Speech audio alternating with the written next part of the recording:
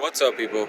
On today's video, we're going to be changing the midshaft bearing, midshaft bearing housing, and we're going to be removing the jet pump and with propping everything, and we're going to be lifting the engine and moving it back just a bit so we can take out the actual midshaft housing. So the first thing you got to do is take this piece out. Mine was very corroded and just stuck on there. So when I tried to hit it from the bottom up, it didn't really work. So when I tried to turn it here, it just snapped off. No big deal. You can just drill it out. I suggest, if you guys gonna do it, to use some heat, maybe like a torch or something. So once you get this guy out, it's pretty simple. You just pull this tab over here and take it out. I'll show you more details with this one. To get to the nozzle one, you just pull this down. It makes it much easier to take this off. So you just pull it and it just comes right out. Then you're gonna use a 14 millimeter on here, 14 millimeter on there, and 12 millimeters on up there. Same thing goes for down here. It's gonna be a 14 and a 14. If you can, try to break it loose even. So this corner, this corner, this corner, this corner, and a top as well. Then you take this little hose over here out. Just cut the zip tie and just pull it out. I believe there was something else in there. I can't remember when I changed the prop. So whatever's in here, just take it off and just slide it right out. Your next thing is just grabbing it and pulling it out. It's a little difficult with one hand, but I'll try to do it for you guys. So yeah, you just take this guy out, put it to the side, and then now a lot of people take this off, take the pump off. You don't really have to. You can just take it off over here to get it out the way. But if you want to make it easier, you just take out this guy over here. And once you have that guy out, this comes right off. All you got to do is pry on this spot right here. There's another spot somewhere over here.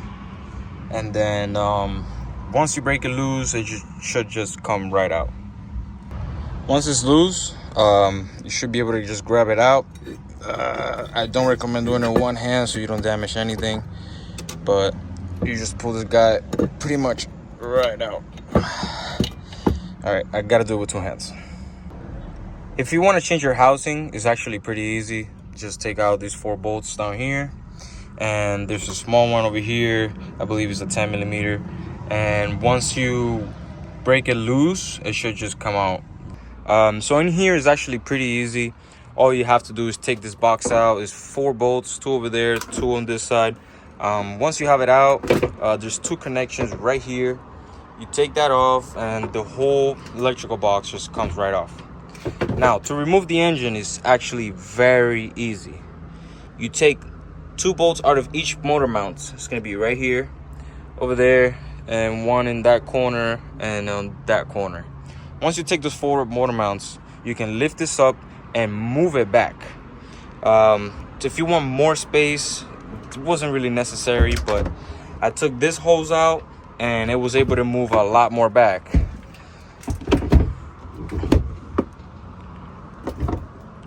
Once you got everything out the way, it's gonna be 3 bolts to take the midshaft off. I believe it was 14 millimeter or 12 millimeter, I'm sorry. You take those 3 out and the piece comes right off. This is where your piece is gonna look like.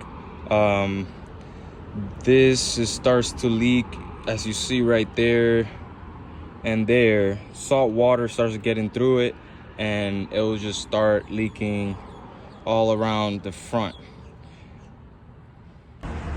So as you guys can tell, it's a different day.